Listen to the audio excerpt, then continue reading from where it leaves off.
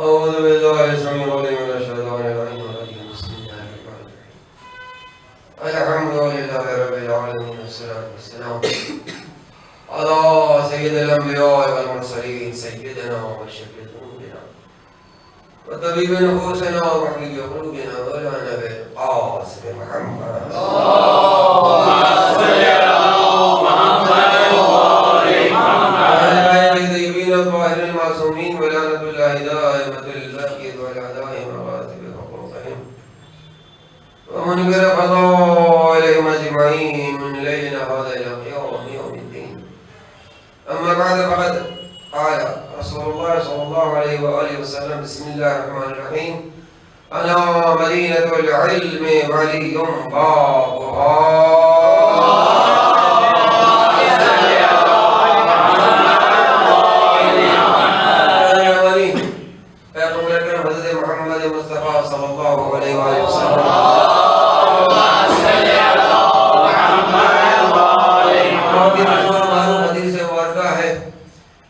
آپ نے ارشاد فرمایا ہے کہ انا مدینۃ العلم والمبارک، میں علم کا شہر ہوں اور علی اس کے دروازہ ہے. ومن اراد العلم فلیأت بہ، ومن اراد العلم فلیأت بہ، جس کو علم درکار ہے اس کو چاہیے کہ دروازے سے عمر. اس لیے کہ دنیا کی جب سے تخلیق ہوئی، جب سے دنیا خلق ہوئی اور تمام کے تمام انسانوں میں، آدمیوں میں، ذی عقل میں، ذہن رکھنے والے افراد میں، فکر اور تدبیر اور تمام کے تمام ان خصوصیات اور ان تمام کی تمام ان کمالات کے شائدہ و خواہشمند افراد ہمیشہ علم کی جانب سبقت کرتے ہیں.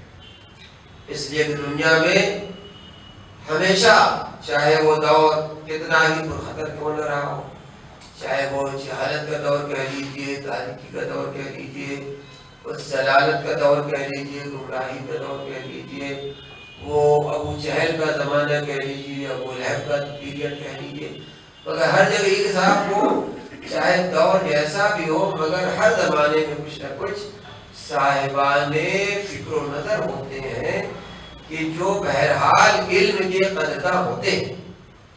ایسا نہیں ہے کہ کوئی زمانے میں انسان ہو اور علم کی قدر کرنے والے ہو، اختصاری سے صحیح، مختصر طریقے سے صحیح، مگر بہرحال آپ کو یہ ملے گا کہ وہ جب سے دنیا میں یہ انسانی آبادی کا سلسلہ شروع ہوا، پڑھنا پڑھانا، لکھنا لکھانا، وہ علم و تعلیم و تعلم و درس و تدریس، ان تمام باتوں میں آپ دیکھیں کہ وہ اب جب جس دور کی بات کریں آپ ہر جگہ دیکھیں گے صاحب وہ کچھ نہ کچھ علم کے شائدہ افراد رہتے ہیں جو علم کو پھیلاتے ہیں، علم کو وسعت دیتے ہیں. اور علم اپنی منزل ابتدا میں جب تھا تو اللہ نے قرآن مجید میں کیا فرمایا کہ وَعَلَّمَ آدَمَ الْأَسْمَاءَ كُلَّهَا، کہ جناب آدم کو اللہ نے سارے اسماء کی تعلیم دے دی. تو جب اللہ نے جناب آدم، وہ ابتدا علم کی ابتدا تھی کہ جب اللہ نے جناب آدم کو اسماء کی تعلیم دی، اور وہ جناب آدم کا علم کیا کہ وہ صرف ناموں سے واقفیت، کچھ اللہ نے کچھ نام ان کو تعلیم کر دیے، اور ان اسماء میں اتنی برکت ہو گئی، اتنی اس میں فضیلت پیدا ہو گئی کہ اللہ نے ان اسماء کے عالم جناب آدم کا یہ افتخار فرشتوں کے سامنے پیش فرمایا کہ یہ آدم تمہارے عالم ہے، تو لہذا سب کے سامنے سجدہ کرو. اس بنیاد پر وہ اسماء کا علم تھا. وہ اسماء کیا تھے؟ کب یہ دیکھیے محمد، علی، فاطمہ، حسن، حسین، سلوات پڑھے محمد والے محمد.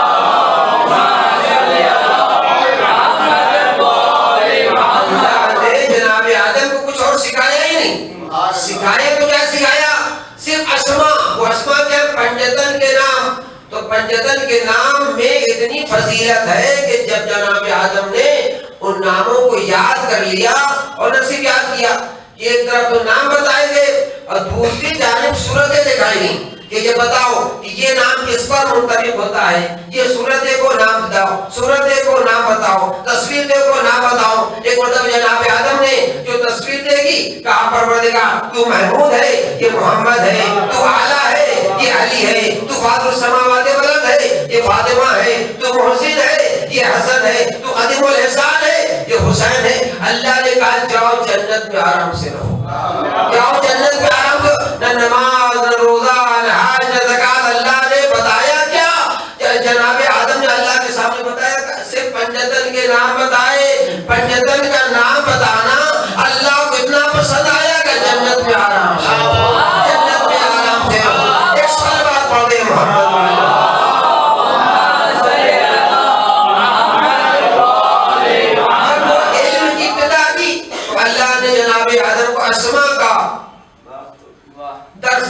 اسماء کی تعلیم دی۔ یہ نام یاد کر لیجیے کہ یہ ہر موقع پر کام آئیں گے، اس لیے کہ وہ اسی لیے بھی دیکھیے جناب ختمی مرتبت کو پروردگار عالم نے وہ تمام کے تمام علوم کو انیل دیا۔ علمہ کا معلم تکن تعلم، قرآن مجید کہتے ہیں اے رسول ہم نے آپ کو تمام کے تمام کائنات کا علم عطا کر دیا، جو کچھ اس اعتبار سے وہ سب اللہ نے جناب ختمی مرتبہ کو عطا فرما دیا۔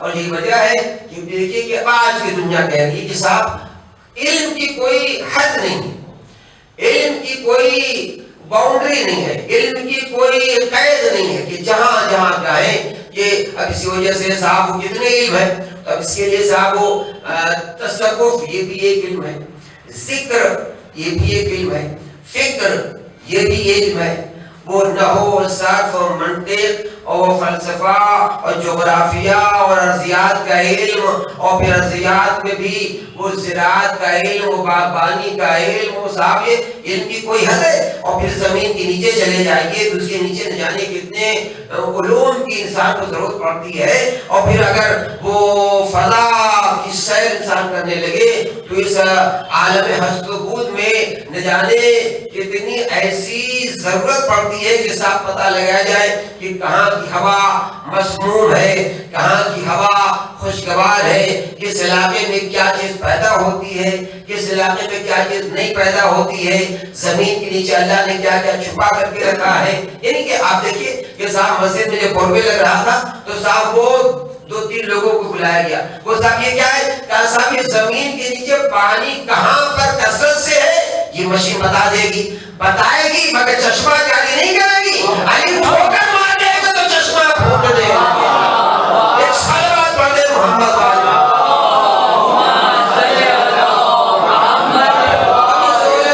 زیولوجی کا علم ہوا کہ صاحب یہ مشین بتائے گی کہ صاحب اس پورے علاقے میں کثرت سے پانی کہاں پایا جاتا ہے، یہ بھی ایک علم ہے۔ اسی طرح اس کے ساتھ سے ساتھ معدنیات میں آ جائیے، کس مٹی میں سونا چھپا ہوا ہے، کس مٹی میں ہیرے پائے جاتے ہیں، کس علاقے میں جواہرات پائے جاتے ہیں، کس مٹی میں پیٹرولیم پایا جاتا ہے، کس زمین پر یہ کرسٹل پایا جاتا ہے، کس زمین میں کیا کیا چیزیں پائی جاتی ہیں، یہ بھی علم ہے نا، یہ سارے علم ہے۔ تو اب یہ پتا چلا کہ توحید یہ بھی علم ہے، رسالت یہ بھی علم ہے۔ اللہ تک پہنچنا ہے تو ایسے نہیں پہنچا جائے گا، کیسے؟ معرفت کے ذریعے سے۔ اسی لیے مولا نے فرمایا اول الدین معرفت، یہ سب سے پہلے دین کی ابتدا یہ ہے کہ اللہ کی معرفت حاصل کی جائے، اور معرفت بغیر علم کے نہیں آ سکتی ہے۔ تو پتا چلا توحید یہ بھی علم ہے، رسالت یہ بھی ایک علم ہے، نبوت یہ بھی علم ہے، منطق یہ بھی علم ہے، عبادت یہ بھی علم ہے، اللہ کی معرفت یہ بھی علم ہے، زمین آسمان اور یہ سارے کے سارے علم اللہ نے رسول کو عطا فرما دیے۔ جبھی تو آپ مدینہ العلم ہوئے، اور اللہ کے رسول نے فرمایا کہ دیکھو نصیب کے علم ہے، بلکہ قرآن کا علم ہمارے پاس ہے، زبور کا علم ہمارے پاس ہے، توریت کا علم ہمارے پاس ہے، انجیل کا علم ہمارے پاس ہے، آدم کا صحیفہ میرے پاس ہے، نوح کا صحیفہ میرے پاس ہے، ابراہیم کا صحیفہ میرے پاس ہے۔ اور یہ سارے صحیفے پہنچے کیسے نبی تک؟ بھائی نبی تک یہ سارے صحیفے پہنچے کیسے؟ بھائی کیا کیا نبی کے پاس تبرکات انبیاء پر ذرا دنیا غور کرے کہ اللہ نے وہ جتنے کے جتنے تبرکات ہیں، وہ آدم کا لباس ختمی مرتبہ تک پہنچا، وہ جناب نوح کا امامہ جناب ابراہیم تک پہنچ، جناب ختمی مرتبہ تک پہنچا، جناب ابراہیم کی نالے مبارک، جناب یوسف کا کرتا، وہ جناب موسیٰ کا عصا، جتنے کی جتنے انبیاء کے تبرکات ہیں، یہ تبرکات ہیں یا نہیں، یہ سب کے سب محفوظ ہیں۔ کیسے پہنچے نبی تک؟ کہا نبی تک پہنچے ابو طالب کے ذریعے۔ ایک صلوات پڑھے محمد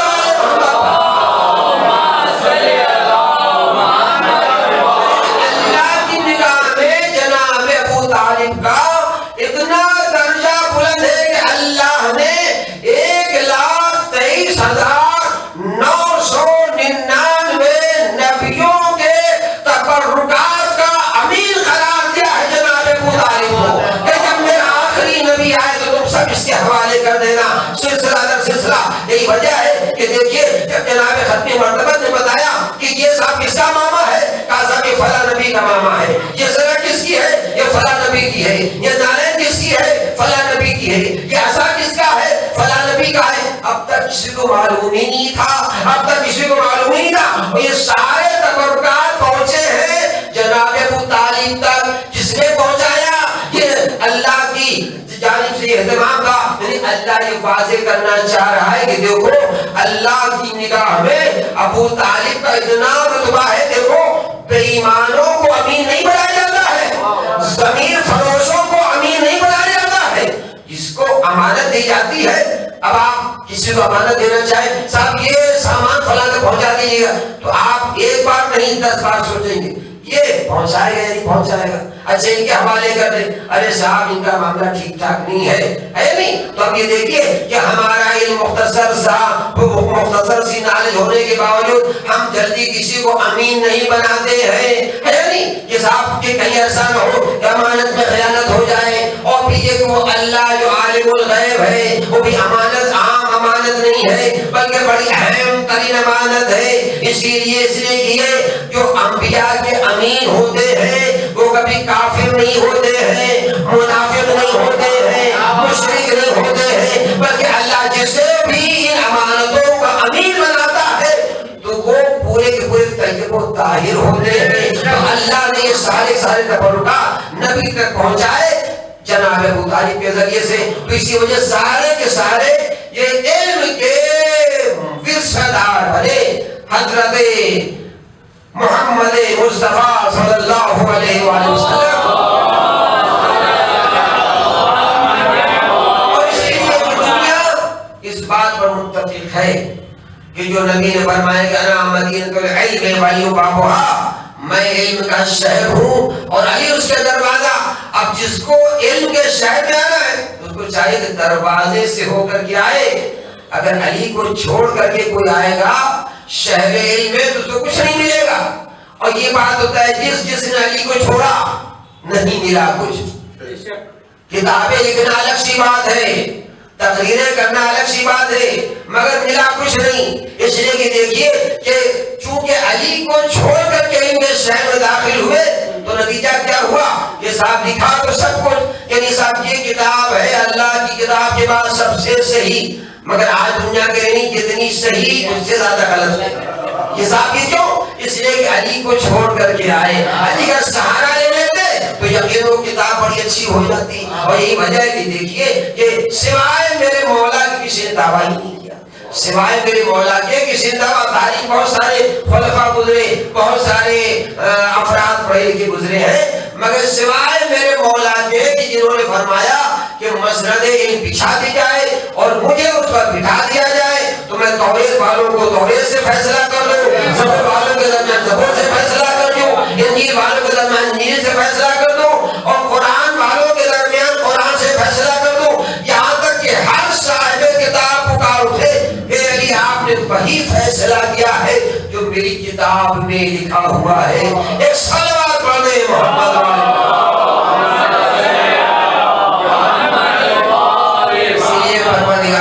رسول نے اپنے علم کا وارث کسی اور کو نہیں قرار دیا بلکہ مولا کو قرار دیا، اس لیے کہ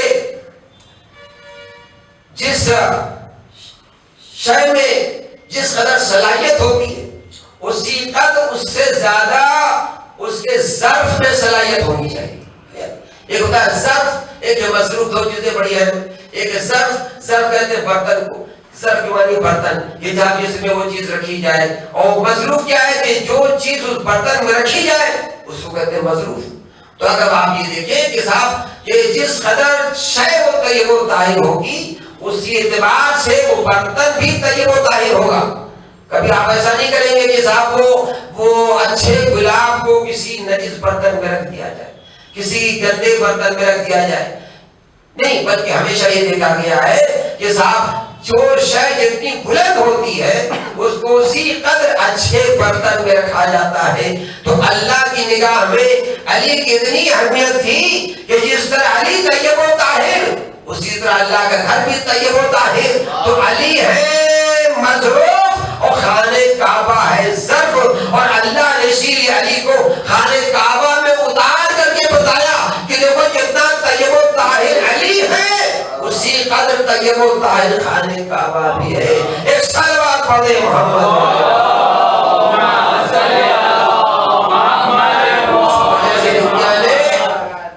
یہ تمام کے تمام کہ وہ کسی بھی علم کی بات کی جائے تو اس کا سلسلہ بغیر مولا تک پہنچے تو وہ علم نہیں بنتا ہے جب تک اس میں مولا ہی نہ جائے۔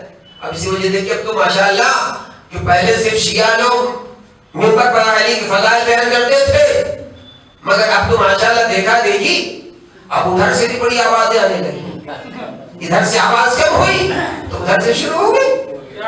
بھائی یہ بات تو طے، بھائی دیکھیے علی کے فضائل کو کوئی روک تھوڑی سکتا ہے۔ اب یہ تو اپنی اپنی صلاحیت ہے کہ ہم نہیں پڑھیں گے تو اللہ دوسروں سے پڑھوا دے گا کہ صاحب آپ پڑھیے، اس لیے کہ جیسے مجلس نہیں رکنے والی ہے اسی طرح علی کے فضائل بھی رکنے والے نہیں ہے نہیں، بلکہ وہ لوحہ نہیں پڑھیں گے دوسرا پڑھ دے گا، وہ بیان نہیں کریں گے دوسرا بیان کر دے گا، وہ مرثیہ نہیں پڑھیں گے دوسرا مرثیہ پڑھ دے گا۔ تو یہ علی کے ذکر بھی رکنے والے نہیں ہے، علی کا فضائل بھی رکنے والا نہیں ہے۔ اب یہ بات ہے کہ اب اپنے اپنے نصیب کی بات ہے کہ ہم ذکر کریں گے تو ہمیں کامیابی مل جائے گی، اور اگر ذکر نہ کریں گے تو محروم ہو جاؤ گے، محروم ہو جاؤ گے۔ اب یہ سوچنا پڑے گا۔ دیکھیے اسی وجہ سے اب صاحب بڑے بڑے بھی ذکر کر رہے ہیں، کہہ رہے نہیں صاحب یہ دیکھیے اس میں ایک یہ بڑی اچھی بات کہ صاحب ان کا یہ بیان کہ صاحب دنیا کا کوئی بھی علم ایسا ہے، اب وہ تصوف کی بات کی جائے، تذکر کی بات کی جائے، جو نماز کی بات کی جائے، عبادت کی بات کی جائے، ہر جگہ جب تک علی سے رابطہ نہیں ہوگا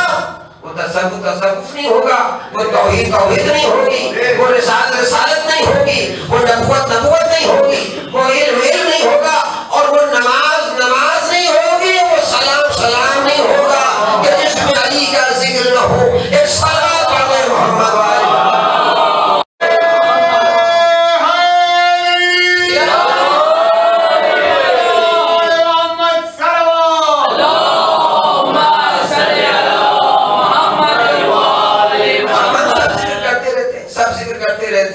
ہمارے شورا، ہمارے مقرری، ہمارے علماء، ہمارے ذاکرین بحمدللہ جزاک اللہ نوحے کی شکل میں، سلام کی شکل میں، بیان کی شکل میں مرضی سب انہی تک پہنچتا ہے۔ یہ سب انہی کے بتائے ہوئے ارشادات ہیں، انہی کے بتائے ہوئے جو حدیثیں ہیں، انہی سے منسوب اور مربوط روایتیں ہیں۔ مگر یہ کہ یہ کچھ اللہ نے بیان کیا، علی کے فضائل یہ ہیں، کچھ انبیاء نے بیان فرمایا ہے یا نہیں کہ علی کے فضائل کسی نے نہیں بیان پڑھے؟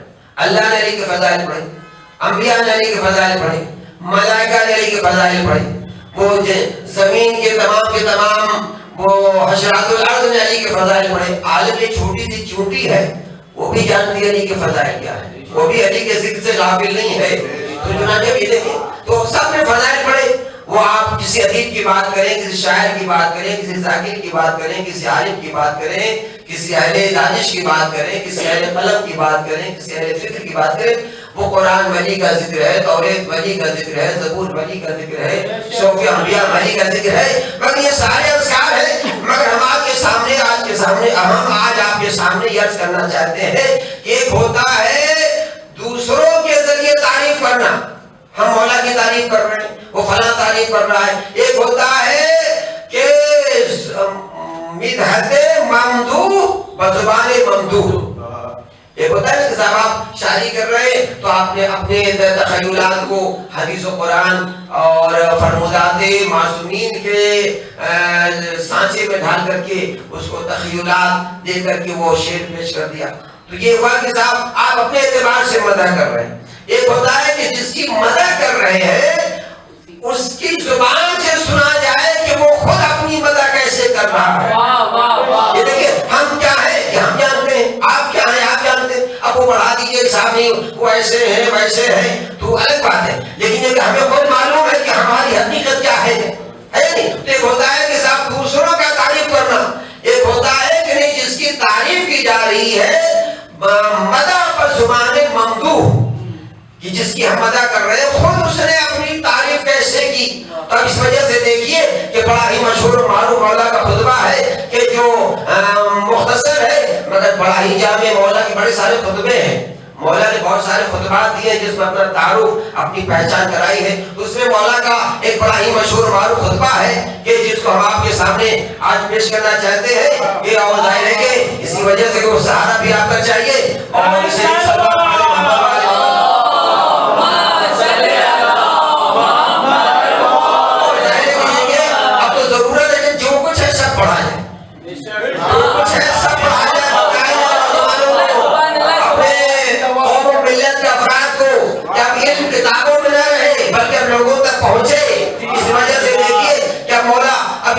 بڑی بڑی کتابوں میں یہ موجود ہے کہ یہ ہے کہ فرماتے ہیں کہ من خطبۃ لہو امیر المومنین علیہ السلام, یہ مولا علی کے خطبوں میں سے خطبہ ہے کہ لما انصرف من القتل الخوارج, کہ جب آپ جنگ نہروان ہونے کے بعد خوارج کے قتل سے واپس آ رہے تھے تو آپ نے بڑا ہی بہترین خطبہ دیا اور اس میں فرمایا اللہ کی حمد و ثنا کے بعد الحمدللہ والصلاۃ علی محمد, نبی پر سلوات پڑھی اور نبی کی آل پر سلوات پڑھی. اللہ کی حمد کے بعد الحمدللہ والصلاۃ علی محمد و آلہ, کہ اللہ کی حمد فرمانی مولا علی نے اور پھر نبی اور آل نبی پر سلوات پڑھی. اب فرماتے ہیں سنو سنو انا اول المؤمنین, انا اول المسلمین, انا اول المصلین, انا اول الصائمین, انا اول المجاہدین, انا حبل اللہ المتین, انا سیف رسول رب العالمین, انا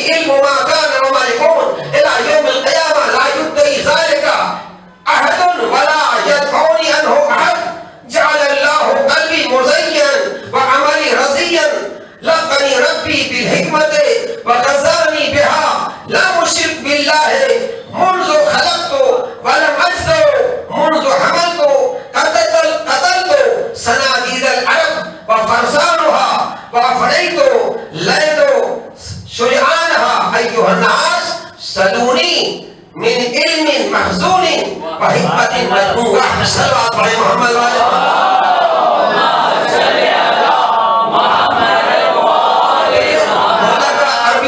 اب اردو میں سماعت فرمائیں کہ فرماتے ہیں کہ انا اول المومنین. اے مسلمانوں یاد رکھو علی سب سے پہلا مومن ہے. پر ایمان لانے والا علی ہے.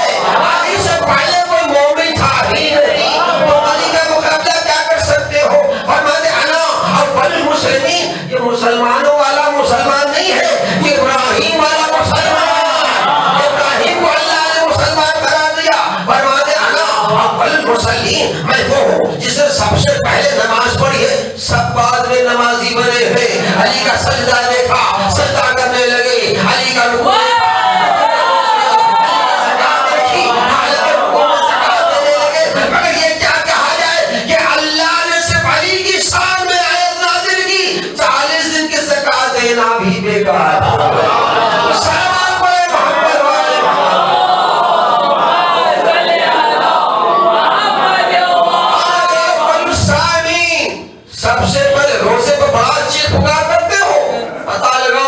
سب سے پہلا روزے دار کون ہے؟ سب سے پہلا روزے دار کون ہے؟ انا اول الصائمین. سب سے پہلا روزہ دار علی ہے. انا اول المجاہدین. سب سے پہلا جہاد کرنے والا مولا متقیان حضرت علی بن ابی طالب ہے. انا عبد اللہ المتین. علی اللہ یہ مولا پر انا فرمائے انا عبد اللہ المتین. میں اللہ کی رسی ہوں جو زمین سے آسمان تک کھینچی ہوئی ہے. شیخ رسول رب العالمین. میں کائنات کے پروردگار کی تلوار ہوں.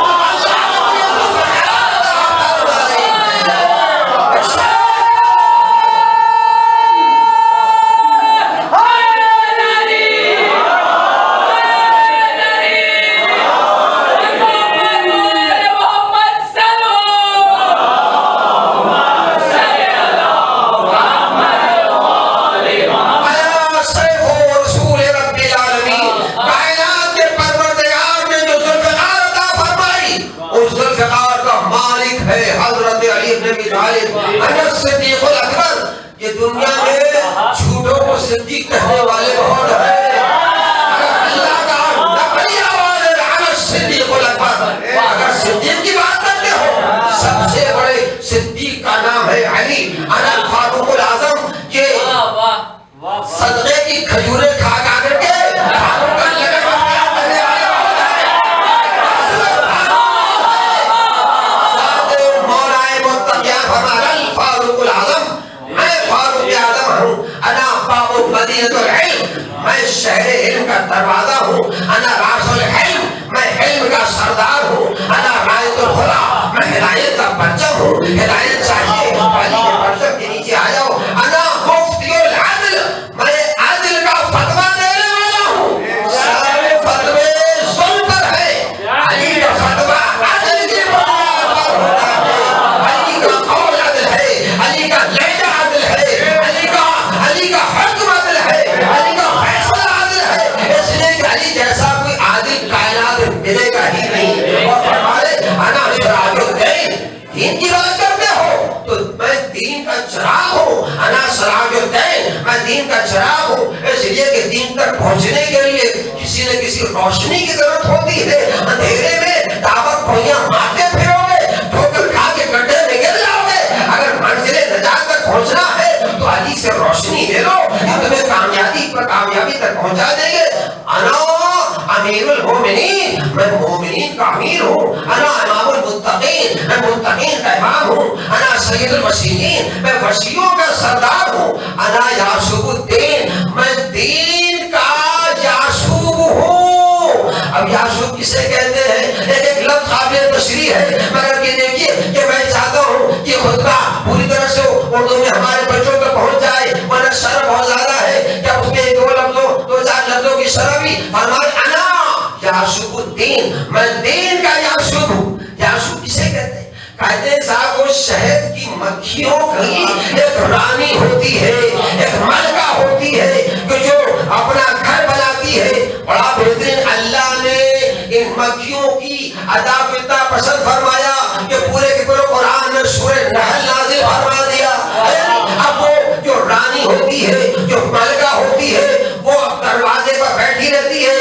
جتنی مکھیاں جہاں جہاں جاتی ہیں پھول چوس کر لاتی ہیں، خوشبو لے کر کے آتی ہے، چیک کرتی ہے پاک آئی یا نہیں، طاہر آئی یا نہیں، طیب آئی یا نہیں. اور اگر اس نے خطا کی تو وہیں پر اس کو دو ٹکڑے کر دیتی ہے. تو جو مکھیوں کی شہد کی مکھیوں کا سردار مین ڈور پر بیٹھا پہرے داری کرتا رہتا ہے، اس کو یاشوب کہا جاتا ہے. تو فرما رہے ہیں انا یاشوب الدین، میں دین کا یاشوب ہوں. بڑے سراج پر علی کھڑے ہوئے لیکن وہ چیک کریں گے.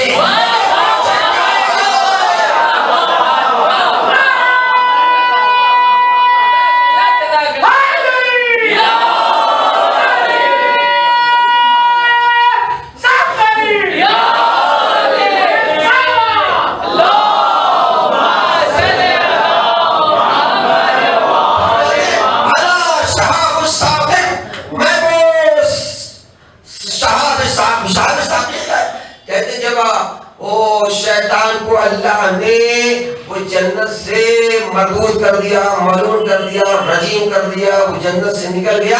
تو یہ کہتے ہیں کہ وہ جنت سے تو نکل گیا مگر یہ وہ چوتھے آسمان تک جاتا رہتا تھا، پھر وہ تیسرے آسمان تک، پھر وہ دوسرے آسمان تک، پھر وہ پہلے آسمان تک. تو جب وہ اللہ کے قرب پہنچنا چاہتا تھا تو فرشتے آگ کے شعلے سے اس کو وہاں سے بھگا دیتے تھے.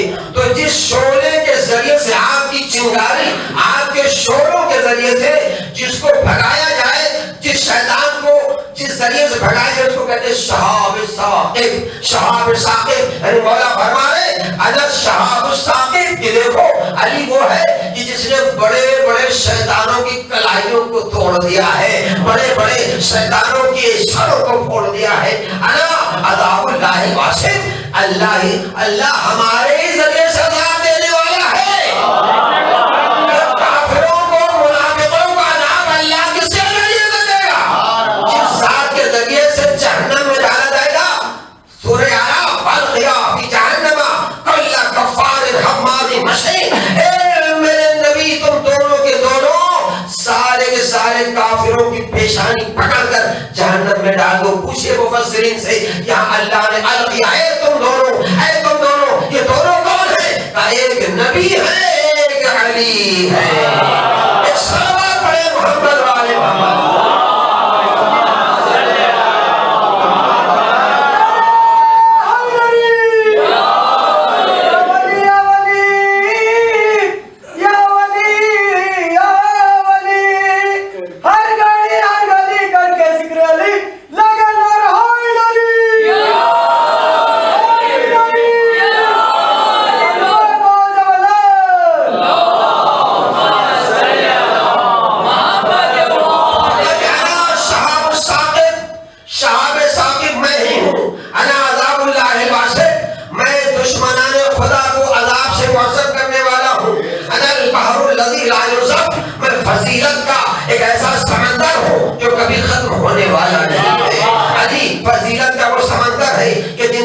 کبھی ختم ہونے والا نہیں ہے.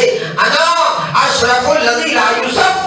میں وہ بلند و بالا شرافت کی منزل پر فائز ہوں جہاں تک کسی کا تاریخ خیال بھی پہنچ نہیں سکتا ہے. انا قاتل المشرکین. میں مشرکین کا قاتل ہوں. انا لبید الکافرین. میں کافرین کو دھول چٹا دینے والا ہوں. انا غوث المؤمنین. میں مومنین کا مددگار ہوں. انا قائد الغر المحجرین. میں قیامت کے دن روشن پیشانیوں کا پیشوا ہوں. جسے دیکھیے یہ قیامت کے دن جو اہل بیت کے دشمن ہوں گے سب کی پیشانی پہ سیاہی پھیل جائے گی، مگر جو علی کے چاہنے والے ہوں گے ان کی پیشانی روشن ستارے کی طرح چمکتی ہوئی نظر آئے گی. تو فرماتے ہیں انا قائد الغر المحجرین. میں روشن پیشانیوں والوں کا امام ہوں. انا اذراف الجہنم القاطعہ.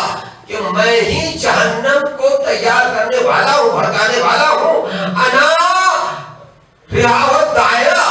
اور میں ہی محشر لوگوں کا گروہ بنانے والا ہوں، تمہیں یہاں جانا ہے، تم اس گروہ میں آنا ہے۔ اور فرماتے ہیں انا سائق اہلھا، کہ میں جہنمیوں کو جہنم تک پہنچانے والا ہوں اور بہشتیوں کو بہشت تک پہنچانے والا ہوں۔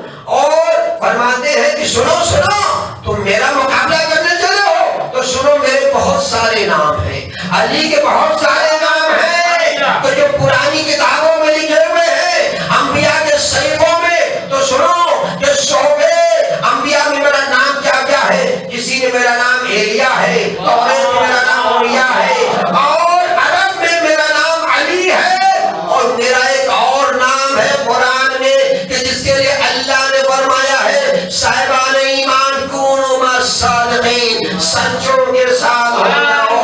اور بھائی اور فرماتے ہیں کہ دیکھو میں ہی وہ صادق ہوں جس کی پیروی کا اللہ نے قرآن میں حکم دیا ہے، اور فرمایا ہے کہ یا ایھا الذین آمنوا اتقوا اللہ وکونوا مع الصادقین۔ اب فرماتے انا صالح المومنین، میں مومنین کا صالح ہوں۔ اب یہ صالح کیا ہے؟ یہ کہتے ہیں کہ صاحب کہ چونکہ صالح سے کہتے ہیں خالص کرنا، صالح کے معنی خالص کر دینا، چونکہ وسیع کا ایمان خالص ہوگا جو علی کو اپنا آقا، علی کو اپنا مولا، علی کو اپنا امام تسلیم کرتا ہوگا۔ اور فرماتے ہیں انا المؤذن فی الدنیا والآخرہ، میں ہی اللہ کا مؤذن ہوں دنیا میں بھی اور آخرت میں بھی۔ انا المتصدق راجعا، میں نے تو حالت رکوع میں زکات دی ہے۔ انا الفتح، سنو مجھے فتح کہتے ہیں، میں ابن الفتح ہوں، میں فتح کا بیٹا، فتح کا بھائی۔ اور یہ اللہ نے قرآن مجید میں 6 جگہ پر لفظ فتح استعمال کیا ہے۔ ایک جگہ جناب ابراہیم کے لیے اللہ نے کہا فتح، جناب اصحاب کہف کے لیے کہا فتح، جناب موسیٰ کے وسیع کے لیے کہا فتح۔ 3 فتح سما فرما لے۔ پتہ چلا فتح سب کو نہیں کہتے ہیں، جو نبی کا مددگار ہوتا ہے اسے فتح کہا جاتا ہے، جو مشرکوں اور کافروں سے مقابلہ کرتا ہے اسے فتح کہا جاتا ہے، اور جو بتوں کو توڑ دیتا ہے اسے فتح کہا جاتا ہے۔ تو دیکھیے ابراہیم فتح ہے، جناب یوشع فتح ہے، جناب اصحاب کہف فتح ہے، مگر علی لا فتح۔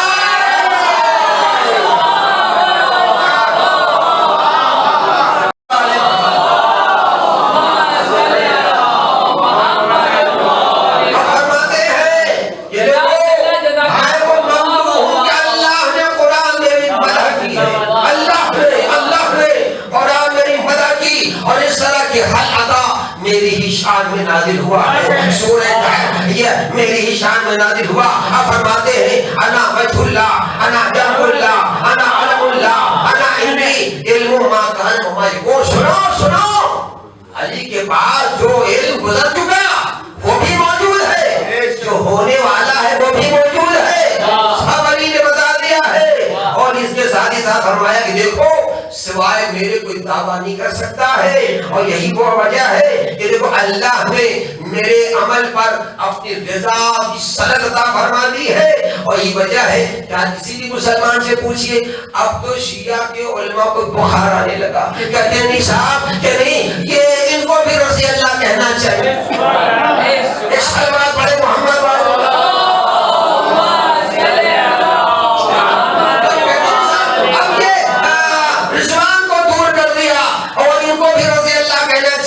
ہی نہیں کہ رضی اللہ دعا ہے، علیہ السلام سند ہے، رضی اللہ دعا ہے، علیہ السلام سند ہے۔ ہم اپنے معصومین کو رضی اللہ نہیں کہتے، نہیں کہتے، اس لیے کہ رضی اللہ اس کے لیے کہا جاتا ہے اے اللہ ان سے راضی ہو جا، اے اللہ ان سے راضی ہو جا، اے اللہ ان سے راضی ہو جا۔ کہ ان سے راضی ہونا نہیں بلکہ اللہ نے علیہ السلام کے سند دے دی ہے، ہم ان سے اور انہی کی رضا پر جو راضی ہو گیا اس کو جنت مل جائے گی۔ ایک صلوات پڑھ لیں محمد والے محمد۔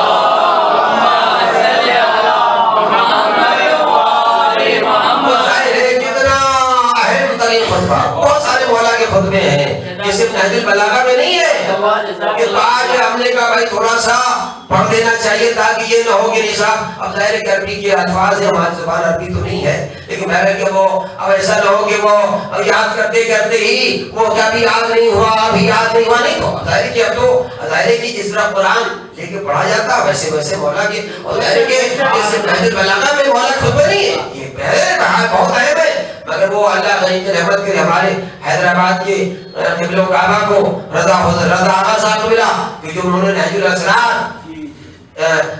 تصنیف فرمائی، تعریف فرمائی ہے، اس کے بعد بہت سارے مولا خطبے ہیں، اور حج کتاب میں یہ تو بڑا مختصر سا ہے، ابھی بڑا طولانی خطبہ ہے مولا کے، بہت سارے خطبات ہیں جہاں مولا نے فرمایا میں یہ ہوں میں یہ ہوں، کہ تھوڑا سا سن کر کے تو لوگ مسحری ہو گئے، اگر پورا سن لیتے تو نہ جانے ایک صلوات پڑھے محمد والے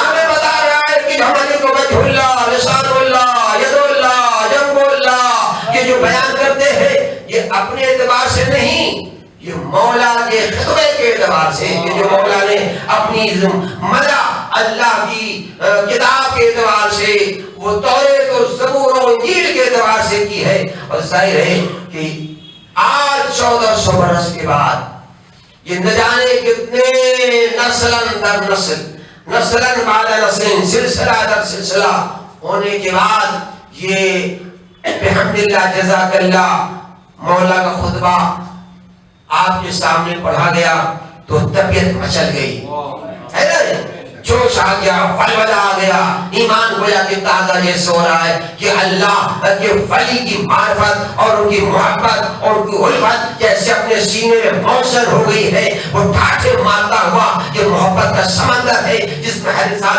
غرق ہونے کی کوشش کر رہا ہے۔ 1400 برس کے بعد تو جب اس زمانے مولانا خطبہ دیا ہوگا تو کیفیت کیا رہی ہوگی، مگر یہ بات طے ہے کہ دیکھیں ہم یہ جو مولا کا خطبہ آپ کے سامنے پڑھا مختصر سا، یہ اپنے چاہنے والوں کے درمیان، مگر مولا نے خطبہ دیا ہے اسے منافق بھی تھے، کافر بھی تھے، یہاں تو ماشاءاللہ سب خوش ہو گئے، اور وہاں کچھ ایسے تھے کہ بڑے پیچ و تاب کھاتے تھے، یہ کیسے کہہ دیا، یہ کیسے کہہ دیا، اور اس میں ایک نے کہا یہ کیسے کہہ دیا، امام نے فرمایا تجھے شرم نہیں آتی کہ مردوں کے مجمع میں بیٹھی ہوئی ہے، بھائی چاہے دیکھیے یہ چاہے تو جنس بدل لوگے ہیں، تو ان سے نہ ٹکرانا، ان سے نہ ٹکرانا، ایک صلوات پڑھے محمد والے،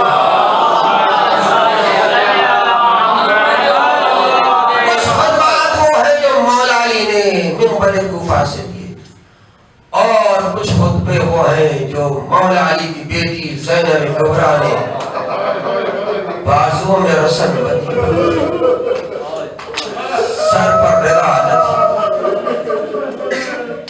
نامے پر حوض جو محمل نہ تھی، سامنے بھائیوں کے، بیٹوں کے، بھتیجوں کے، اعزاء اقربا کے سر تھے جس پر بی بی زینب کی بار بار نظر پڑ رہی، اللہ اکبر، تقریر کرنے کے لیے، شاعری کرنے کے لیے، نوحہ پڑھنے کے لیے، سلام پڑھنے کے لیے ذہن کو بڑا سکون چاہیے، جب تک ذہنی سکون نہ ہو انسان ایک لفظ نہیں بول سکتا ہے، مگر ہمارا سلام ہو اور ثانی زہرا شریعت الحسین، کتنے علم ہیں، کتنے صدمے ہیں، کتنے رنج ہے بی بی پر، مگر اللہ اکبر خطبہ دیا تو ایسا خطبہ کہ کوفے میں بہت سارے مولا کے چاہنے والوں کو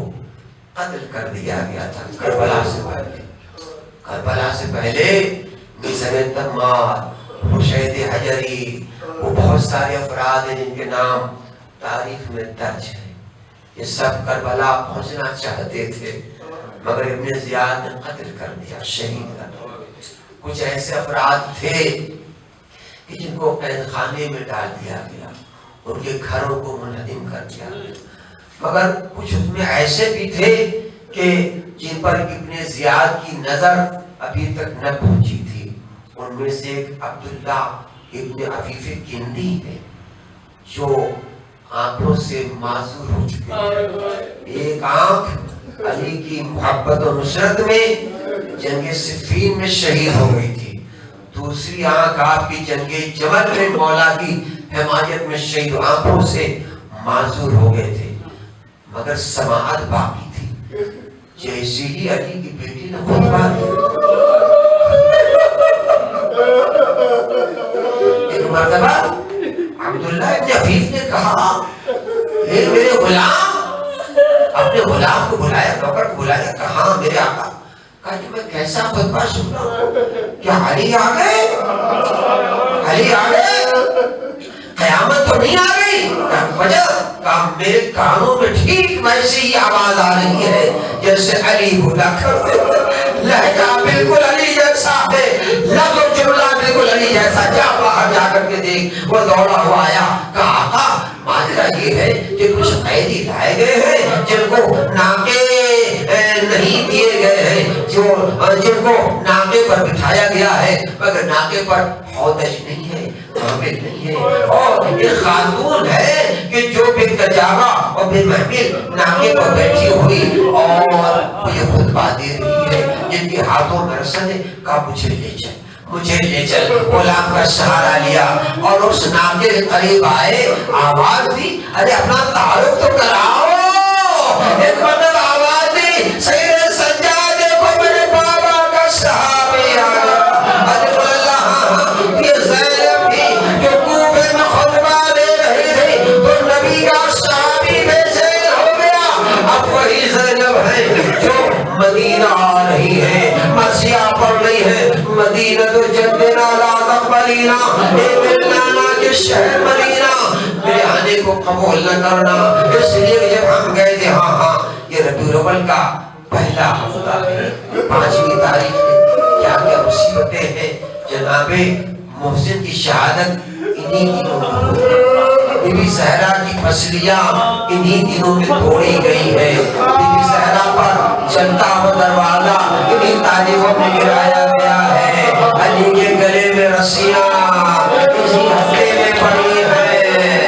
ارے آج ہی کی تاریخ تو ہے کہ جب معصوم قوم کی بھی شہادت ہو گئی ہے.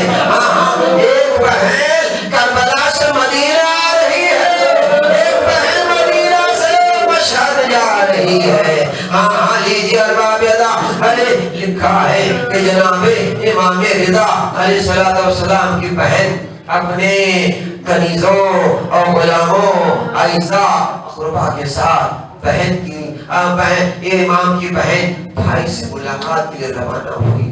یہاں تک کہ جب مقام صابے تک پہنچی تو دور دراز سفر، گرمی کا مہینہ، لو چل رہی تھی، آسمان سے سورج تپش برسا رہا تھا. اسی عالم میں مقام صابے تک پہنچتے پہنچتے بی بی کی طبیعت علیل ہو گئی. ایک مرتبہ فرمایا یہاں قریب میں ہمارے چاہنے والوں کی کوئی بستی ہے. عرض کیا گیا قم قریب ہے. آپ نے فرمایا مجھے قم لے چلو، مجھے قم لے چلو، کچھ دن وہاں آرام کریں گے پھر ہم مشہد جائیں گے. لیجئے جیسے قم والوں کو پتا چلا علی کی بیٹی آ رہی ہے، امام کی بہن آ رہی ہے، معصومہ تشریف لا رہی ہے، سارے اہل قم نے سیاہ لباس پہنے، سیاہ پرچم لیے، شہروں کو سیاہ پوش کیا. ایک مرتبہ بیوی کے استقبال کے لیے گئے، فرمایا یہ تم لوگ کیسے انسان ہو کہ میرا استقبال ہو یہ سیاہ لباس سے کر رہے ہو؟ فرمایا آقا زانی بھیا مارا گیا، آپ کے بھائی کو آپ کے بھائی کو مامون نے زہر دے دیا. میں کہوں گا یہ معصوم قوم، ارے بھائی شہید ہوا مگر استقبال کرنے کے لیے چاہنے والے تو آگے مگر آئے زیادہ کوفے میں داخل ہو تو کوئی میزے چھوڑ رہا تھا، کوئی تاجے بجا رہا تھا، کوئی بی بی زینب کے سامنے حسین کا سر لے کر کے آتا تھا، کبھی عباس کا سر. زینب فریاد کرتی تھی اے بھائی عباس یہ تمہاری بہن ہے.